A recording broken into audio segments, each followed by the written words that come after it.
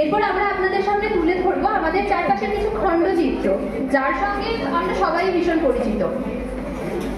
আজ women's day celebrate করছি আমরা এখানে, তো সেই উপলক্ষে আমরা একটা ছোট নাটকের আয়োজন করেছি। কোনো ভুল ত্রুটি হয়ে থাকলে মাফ করে দেবেন। First scene.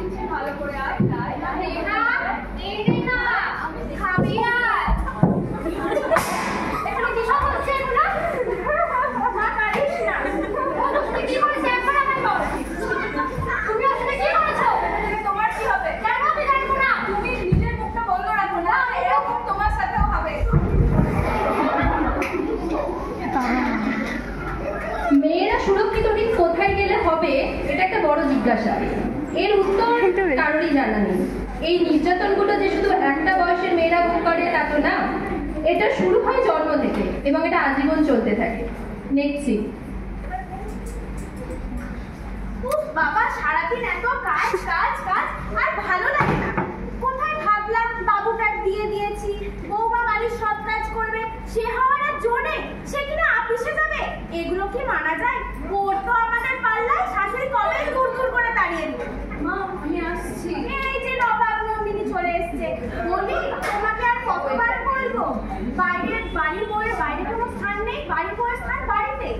কেন মা? এখনকার দিনে সব মেয়েরাই ইন্ডিপেন্ডেন্ট হয়। অত ইঞ্জিনি বুঝি না, যা বলছি তাই শোনো। বাড়ির বউয়ের স্থান বাড়িতে। বেশি কথা বললে বাবুকে অন্য জায়গায় আবার বিয়ে দেওয়ার ব্যবস্থা করবো। কেন মা? আমার জায়গায় আপনার মেয়ে থাকলে আপনিও কি একই কথা বলতেন? যত বড় মুখ না তত বড় কথা, বেরিয়ে যাও।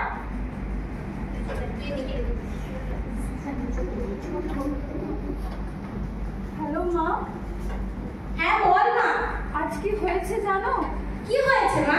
আজ আমার শাশুড়ি মা বলেছেন আমি অফিসে কাজ করি বলে তোমার জামাইয়ের আবার একটা বিয়ে দেবে, আমাকে ঘর থেকে তাড়িয়ে দেবে। কি আর করবি বল মা, এটাই মেয়েদের জীবন। মেয়েদেরকে সবকিছু মানিয়ে নিয়ে চলতে হয়।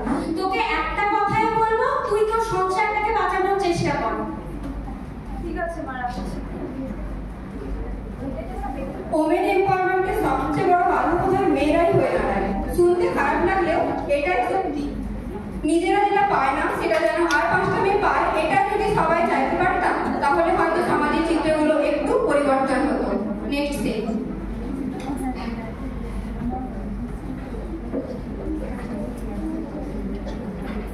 সুন্দরী, ও সুন্দরী, কই দেখি আজকে আমার ছেলে হয়েছে। বড় খুশির দিন। আমি বাড়িতে সবাইকে বলে এসেছি আমার ছেলে হয়েছে।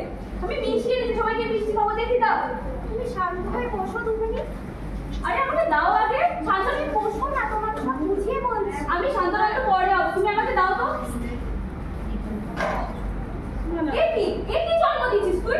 আমার তো ছেলে হওয়ার কথা ছিল, মেয়ে হয়েছে। তুই একটা ছেলের জন্ম দিতে পারিস নি, তুই তো বউ নামের কুলাঙ্গার। হ্যাঁ রাখি ছেলেরা তো সবাই সমান সমান, তুমি এত রেগে যাচ্ছ কেন? সমান সমান? ছেলে আর মেয়ে কখনো সমান হয়? ছেলে ছেলেই হয়, মেয়ে কখনো ছেলে হতে পারে না। তুমি এত রেগে যেও না গো, তুমি বসো, তোমাকে সব বুঝিয়ে বলছি। আমার মা নাতির জন্য অপেক্ষা করছে বাড়িতে। আমি বাড়ি থেকে এখন কি বলবো? বাড়িতে আমি বলে এসেছি আমার ছেলে হবে। এই মেয়ের আমি কি করবো এখন? এই মেয়েকে তো আমি মেরেই ফেলবো। তুমি আমার ভুলের শাস্তি আমাকে দাও, আমার মেয়েকে দিও না। শাস্তি? আগে তো আমি ওকে মারবো, তারপরে আমি তোকেই মারবো। ছেড়ে দাও ওকে, আমাকে মেরে দাও। তুমি আমাকে মারো, আমার মেয়েকে ছেড়ে দাও গো। মেয়েটা শুধুমাত্র তোর, আমার নয়। এই মেয়েকে তো আমি আজকে মেরেই ছাড়বো। ছেড়ে দাও ওকে, মেরো না। যতই সময় এগোক, বাড়িতে মেয়ের জন্ম হলে এখনো আমাদের মুখে হাসিগুলো কোথাও একটা মিলিয়ে যায়। এর কোনো পরিবর্তন এখনো ঘটেনি। যতই ছেলে মেয়ে সমান বা সমানাধিকার মার্কা এসব কথা আমরা বলতে থাকি, আমাদের মানসিকতা হয়তো এখনো সেই পুরোনো যুগেই পড়ে আছে। না, আমাদের একা থাকার অধিকার নেই। ট্রেনে, ট্রামে, বাসে, কোথাও না। ভিড় সরিয়ে যাওয়ার সময় কোনো মেয়ে ধাক্কায় ছুঁয়ে যাওয়ার চেষ্টা। ও আমরা তো মেয়ে, সময়ে অসময়ে ছুঁয়ে যাবে কেউ না কেউ। রাতের আকাশ আমাদের জন্য সুরক্ষিত না। কেউ জানে না সামনের অন্ধকার গলিতেই হয়তো অপেক্ষা করছে মরণ কামড়। রাতের ডিউটি, সেটা আবার কি? মেয়ে তো ঘরের চার দেওয়ালের মধ্যেই থাকবে, একা থাকবে কেন? হ্যাঁ, আমাদের ভুল। আমরা সুরক্ষিত কোথায়? বাড়িতে, স্কুলে, কলেজে? না, আমাদের কাজের জায়গাতেও সুরক্ষিত না, তাও দোষ শুধু আমাদের। আমরা একা কেন? অতএব সবার আগে মেয়েদেরকে নিজেদের জন্য গর্জে উঠতে হবে, না হলে হয়তো সমাজের এই চিত্র কোনোদিনও বদলাবে না।